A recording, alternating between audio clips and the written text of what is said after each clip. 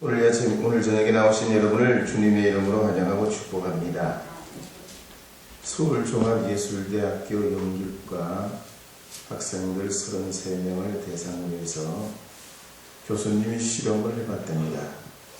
과자를 나눠주고 가위바위보를 해서 서로 빼앗기를 해보라고 했대요. 그랬더니 1등을 누가 했냐? 과대표가 1등을 했답니다. 근데 제일 먼저 자기가 가지고 있던 과자를 뺏긴 여학생에게 물어봤대요. 어떻게 해서 그렇게 빨리 줬냐? 그랬더니 그냥 줬죠. 그래서 1등한 과대표에게 물어봤대요. 어떻게 해서 이겼냐? 이기려고 했으니까 이겼죠. 그러더래요. 그래서 제일 먼저 친 그 여학생에게 선생님이 그랬대요. 살짝 불러가지고 만약에 한 번 더 하면 만약에 10명을 그대로 연속으로 이기면 이번 학기에 무조건 A+줄 테니까 해볼래? 그랬더니 이 학생이 한 번 더 해본대요. 그래가지고 다시 한 번 과자를 다 나눠주고 가위바위보를 했는데 이 여학생이 9번 연달아 이기더래요. 마지막 한 명을 못 채웠어. 졌어요. 그렇지만 그 게임이 끝나고 이 여학생이 선생님에게 문자를 보냈어요. 선생님, 이번에 A+는 놓쳤지만 너무 귀중한 걸 배웠습니다. 선생님 사랑해요. 그리고 문자를 보냈더래요. 그러니까 가위바위보도 별거 아닌데 뭐 과자 하나 뺏겨봐야 뭐 잃어봐야 뭐 별거겠냐. 그러면 금방 진다는 거예요. 이기려고 하면 얼마든지 이긴다는 거예요. 사람이 그래서 마음먹기에 달렸다고 하지 않습니까? 이번 여러분 다가오는 명절에도 윷놀이 할 때 치지 마시길 바랍니다. 꼭 뺏어서 이겨서 좀 가져오시길 바랍니다. 하여튼 우리가 살아가는 순간 이 코로나 시대에 여러 가지 어려움이 있지만 마음을 놓기로 하면 끝이 없고 하나님의 은혜를 사모하면 또 이와 같은 때 더 큰 은혜가 있게 될 줄 믿습니다. 할렐루야. 우리 복음성가 235장이네요. 용서하소서 주님의 것을 그것이라고 불러보겠습니다.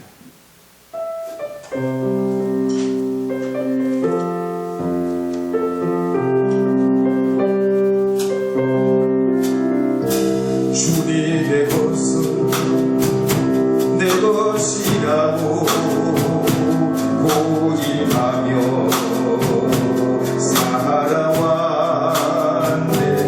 부모와 자녀들까지 주님 것을 내 것이라.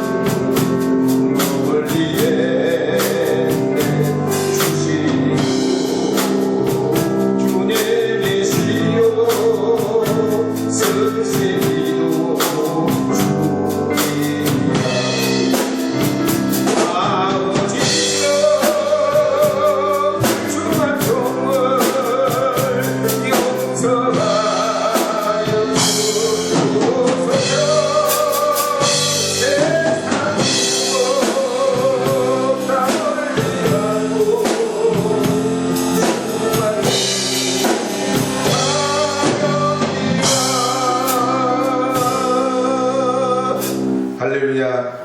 사도 바울은 1차 전도 여행 때부터 에베소 지역의 사역을 담당하고 있는 목회자요, 교사요, 제자들이요, 안수받은 이들을 예루살렘으로 돌아가기 전에 마지막으로 만나 눈물로 고면하게 됐습니다. 성경에 보면 바울같이 눈물 없는 그런 냉혹한 사람도 별로 없었어요. 스테반을 핍박할 때도, 기독교인들을 정죄할 때도 눈물 한 방울 보이지 않았던 사람이 바울이었습니다. 그러나 바울은 예수님 영접한 이후에 눈물의 사람이 되었습니다. 그래서 사도행전 20장 31절에 보면 이렇게 기록합니다. 함께 읽어보겠습니다. 그러므로 여러분이 일깨어 내가 3년이나 밤낮 쉬지 않고 눈물로 각 사람을 훈계하였던 것을 기억하라. 지식과 학식을 가지고 남에게 뒤지지 않는 삶을 살았던 이 사도 바울이 복음 앞에서는 눈물의 사람이 됐습니다. 빌립보서 3장 18절 말씀에도 보면 이렇게 기록합니다. 함께 읽어보겠습니다. 내가 여러 번 너희에게 말하였거니와 이제도 눈물을 흘리며 말하노니 여러 사람이 그리스도의 십자가의 원수로 행하였느니라. 아멘. 성경에 보면 이 사도 바울 말고도 구약에 다윗은 진짜 눈물이 많았습니다. 예레미야 선지자도 눈물의 선지자라 할 만큼 어려운 시대의 나라와 민족을 위해 눈물을 많이 흘렸던 분입니다. 그래서 히브리서 5장 7절 말씀에 보면 예수님에 대해서도 이렇게 기록하는 내용이 나옵니다. 함께 읽어보겠습니다. 그는 육체에 계실 때 자기를 죽음에서 능히 구원하실 이에게 심한 통곡과 눈물로 간구와 소원을 올렸고 그의 경건하심으로 말미암아 들으심을 얻었느니라. 그래서 섹스피어는 말하기를 눈물은 성수다 그랬습니다. 서양의 속담에도 보면 담은 가난을 쫓아내고 눈물은 죄를 씻어낸다 그랬습니다. 영국의 철학자 베이컨도 말하기를 초목을 자라기 위해서는 이슬에 젖어야 되고 인생이 영생하기 위해서는 회개의 눈물에 젖어야 된다 그랬습니다. 우리 주님 앞에 우리가 회개하고 주님 앞에 나올 때 우리가 부끄러워지는 것이 아니라 다 하나님 앞에 복음의 사람이 되게 된다는 거예요. 주님의 것을 내 것이라고 한 번 더 불러보겠습니다. 주님의 것을 내 것이라.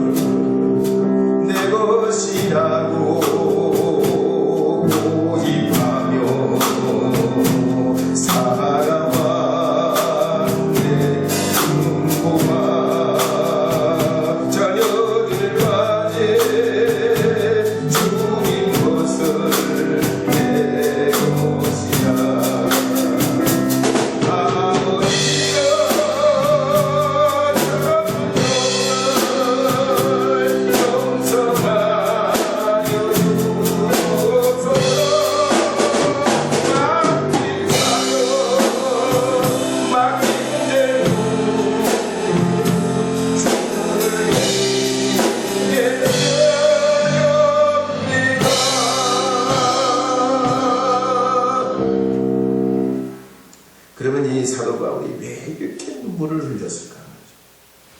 먼저 자기 죄 때문에 울었고요. 두 번째는 사명 때문에 울었습니다. 세 번째는 주님께서 주신 그 사도권에 감사해서 울었습니다. 네 번째는 죽어가는 영혼을 불쌍히 여겨 울었던 것을 성경이 기록합니다. 그래서 고린도후서 2장 4절에 보면 이렇게 기록합니다. 함께 읽어보겠습니다. 내가 마음에 큰 눌림과 걱정이 있어 많은 눈물로 너희에게 쓰노니 이는 너희로 근심하게 하려 한 것이 아니요 오직 내가 너희를 향하여 넘치는 사랑이 있음을 너희로 알게 하려 함이라. 할렐루야. 그래서 눈물은 약자의 감정이 아니요 회개의 눈물이요 감사의 눈물이요 사명의 눈물이요 사랑의 눈물로 이어지게 된 것입니다.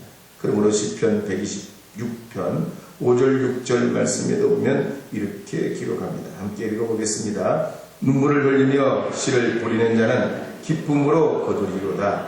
울며 씨를 뿌리러 나가는 자는 반드시 기쁨으로 그 곡식단을 가지고 돌아오리라. 아멘. 오늘 밤에 나오신 사랑하는 여러분, 여러분에게도 성령의 감동이 있기를 바랍니다. 감사의 눈물이 있기를 바랍니다. 사명의 눈물이 있기를 바랍니다.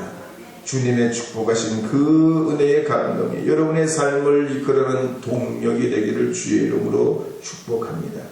내 손을 주께 높이 듭니다. 찬양 한번 해보겠습니다. 내 손을 높이.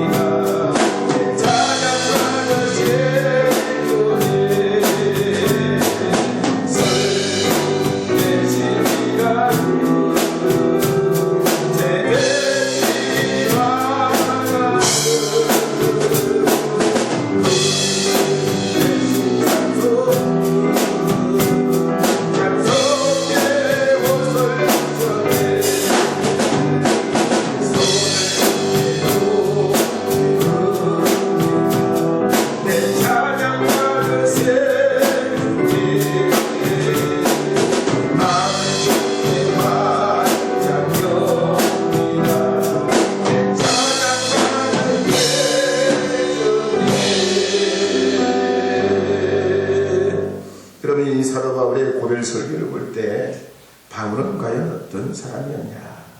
먼저 성령의 이끄심에 순종하는 사람이다 하는 걸 볼 수 있습니다. 사도행전 20장 22절 23절 말씀에 보면 이렇게 기록합니다. 함께 읽어보겠습니다. 보라, 이제 나는 성령에 매여 예루살렘으로 가는데 거기서 무슨 일을 당할는지 알지 못합니다. 오직 성령.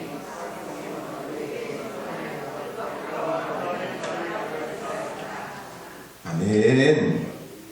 이 말씀에 보면 바울이 예루살렘으로 가게 될 때 자기 의지로 결정한 것이 아니라 성령에 매여서 간다라고 기록합니다.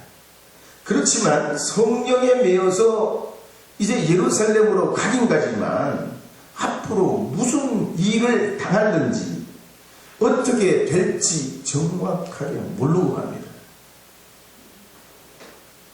다만 한 가지 분명한 건 결박과 환란이 그를 기다리고 있고 그 때문에 성령의 음성을 듣고 간다라고 기록합니다. 성경에 보면 이런 것이 바울에게만 그런 게 아니에요. 하나님의 음성을 들었던 사람들이 다 그랬습니다.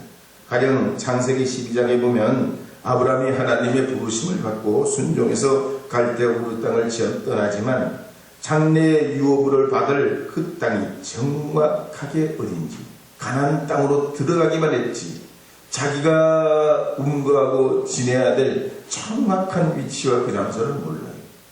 또 창세기 22장에 보면 아브라함이 아들 이삭을 번제를 드릴 때도 그랬습니다. 하나님의 명령으로 모리아 땅을 향해 가기는 갑니다. 이른 아침 이삭과 함께 번제 드릴 나무를 짊어지고 3일길을 걸어가지만 방향은 나는데 대략 목표 지점은 나는데 정확한 위치와 장소를 모르고 가요. 다만 하나님이 확실하셨기 때문에 하나님이 준비하시리라, 하나님이 예비하시리라, 하나님의 신실하심만 믿고 갑니다. 이것이 믿음이에요. 이것이 신앙의 과정입니다. 그래서 결국은 이삭 대신 순양을 드리는 여호와 이레의 체험을 하게 됩니다. 출애굽기에도 보면 그래요. 모세가 말이죠. 호렙산에서 하나님의 명령을 받아가지고 애국으로 돌아갑니다. 그렇지만 애국 이 바로왕 앞에 10번이나 기적의 역사를 나타내면서 이게 언제 끝나게 될지 어떤 방식으로 하나님의 역사가 이어날지 홍해 앞에 가기 전까지 모세도 그 일이 앞으로 어떻게 전개될지를 전혀 모르고 가요. 다만 하나님이 함께 함께 하실 줄 믿고 가는 거죠. 그래서 이런 과정을 통해서 사도 바울도 자기의 달려갈 길, 곧 주 예수 그리스도로부터 받은 사명의 길, 복음을 전하는 일에 자기 생명이라도 조금도 아끼지 않고 나가긴 나가지만 정확하게 자기의 순간순간이 어떻게 될지를 아무것도 모르고 가요. 뭘 가지고 가죠? 여행자가 나침반을 가지고 가듯이 사도 바울은 믿음을 가지고 가는 거예요. 그때 믿음을 써잡수는 거예요. 그때 믿음으로 비전을 가지는 거예요.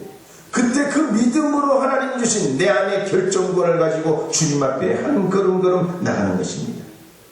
그런데 사이비 이단이나 점쟁이들은 그렇지 않잖아요. 이단이나 점쟁이들은 어떡합니까? 마치 소금 보듯이 앞으로의 모든 미래와 순간순간을 다 아는 듯이 인간의 생사함을 자기 손바닥에 놓고 보듯이 그렇게 방정을 떱니다. 여러분, 아무리 기도 많이 하고 예언의 은사를 받아도 절대로 하나님은 가르쳐주지 않아요. 다만 방향과 뜻과 말씀을 통해 우리의 인생의 표지를 정해주시고 믿음으로 나가게 하는 것이지, 기도받으면 다 아니 옳습니다. 그거 다 사이 이단이요. 그런데 속으면 안 돼요. 오늘 이 바울을 보세요.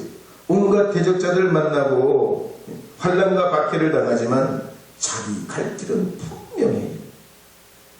하나님께서 자기 인생과 미래의 끝을 주장하실 줄 믿고 믿음 위에 서서 자신을 만물의 찌꺼기처럼 여기고 남은 고난을 그리스도를 위해 채운다라고 합니다. 그래서 골로새서 1장 24절에 보면 이렇게 기록합니다. 함께 읽어보겠습니다. 나는 이제 너희를 위하여 받는 괴로움을 기뻐하고 그리스도의 남은 고난을 그의 몸된 교회를 위하여 내 육체에 채운다. 아멘. 오늘 이 밤에 나오신 여러분 혹시 미래가 염려되십니까? 막연히 다가올 여러분 시험이나 앞으로 닥칠 일들에 대해서, 질병이나 노후에 대해서 염려되십니까? 염려하지 마시기 바랍니다. 두려워 말기를 바랍니다. 마태복음 6장 27절에서 28절 말씀에 보면 이렇게 기록합니다. 함께 읽어보겠습니다. 너희 중에 누가 염려함으로 그 길을 한 자라도 더할 수 있겠느냐? 또 너희가 어찌 의복을 위하여 염려하겠느냐? 들의 백합화가 어떻게 자라는가 생각하여 보라. 수고도 아니하고 길산도 아니하느니라. 마태복음 6장 34절도 한번 더 읽겠습니다. 그러므로 내일을 위하여 염려하지 말라. 내일이 염려할 것이요 한날의 괴로움은 그날로 족하니라. 믿음을 심으시길 바랍니다. 믿음을 뿌리시길 바랍니다. 뿌려야 거두습니다. 뿌려야 때가 되면 추수를 하게 됩니다. 많이 뿌린 자는 많이 거둘 것이요 적게 뿌린 자는 적게 거둡니다. 여러분, 이미 우리에게 구원 얻는 믿음, 죽어도 사는 믿음, 죽어도 부활에 이르는 믿음, 영생에 이르는 가장 강력하고 놀라운 믿음을 우리에게 주셨어요. 그 믿음 위에 서서 믿음으로 뿌리세요. 믿음으로 나아가세요. 믿음으로 하나님 역사하실 줄 믿고 주님 의지하며 승리하시기를 주의 이름으로 축복합니다. 우리 복음성가 아무것도 두려워 말라 함께 불러보겠습니다. 아무것도 두려워 말라.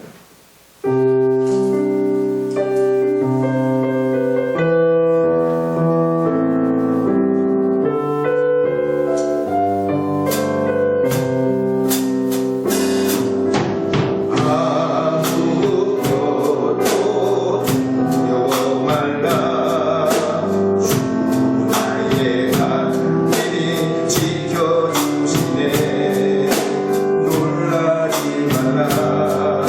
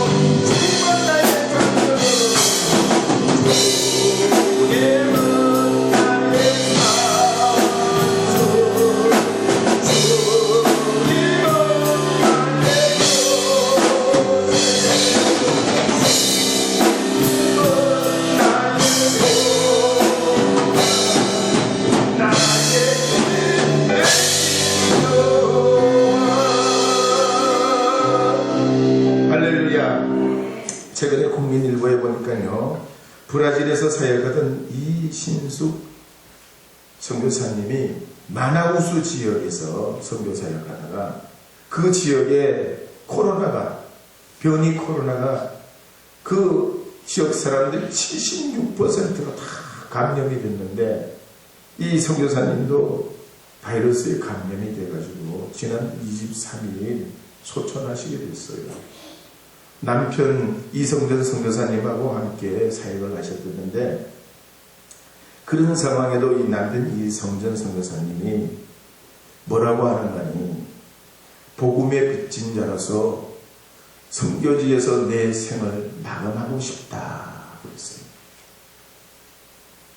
가슴을 찢는 회개라는 책을 낸 아마존의 김철기 선교사님도 그랬어요. 부인이 2014년도에 암으로 떠납니다. 화장을 내가지고 그 선교지에 센터 중앙에 매장을 해요. 남편이 되는 이 김철기 선교사님이 뭐라고 하는 거니 나는 다시 태어나도 아마존 선교사가 되겠다. 그리고 자기 뼈를 선교지에 묻겠다 그랬어요. 이게 어떻게 가능하냐? 강건하시는 하나님의 은혜가 우리 안에 증거하게 되면 고난도 넘고 죽음도 넘게 되는 것입니다. 그래서 초대교회 12사도들과 속사도들과 수많은 순교자들이 복음을 위해 살고 오직 그리스도를 위해 존귀하게 하려는 것입니다.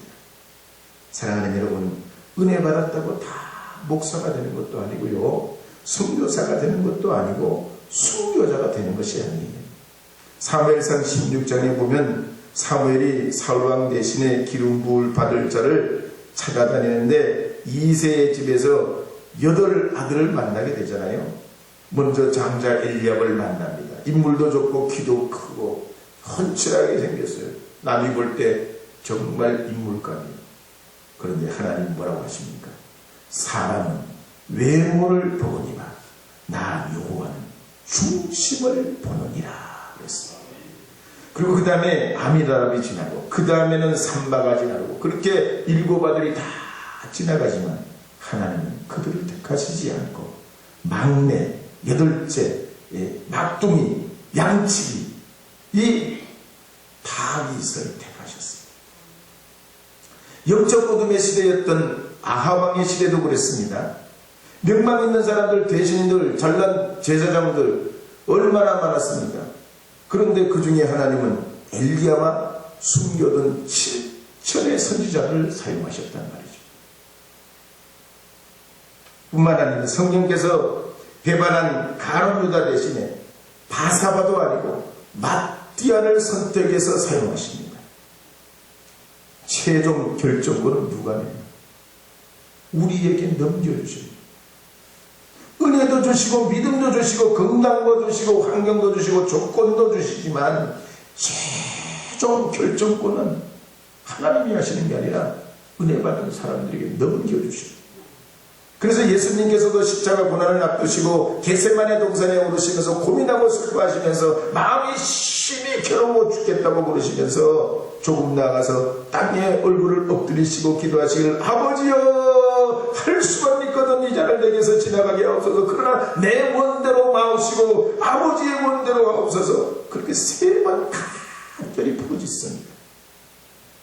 사도 바울도 그렇습니다. 하나님의 음성 성령의 이끄심을 받고 최종적으로 마음을 굳힙니다.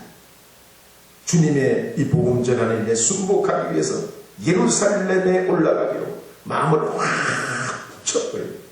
최종적으로. 김철기 선교사님 자기 아내가 죽고 최종적으로 붙여요. 아내가. 그러면서 25절에 보면 이렇게 기록합니다. 사도행전 20장 25절에 보면 이렇게 기록합니다. 함께 읽어보겠습니다. 보라 내가 여러분 중에 왕이 아니요 하나님의 나라를 전파하였으나 이제는 여러분이 다 내 얼굴을 다시 보지 못할 줄 아노라. 마지막 고별 인사를 하게 돼요. 이제 내가 살아도 복음 선다. 226장 함께 불러보세요. 226장.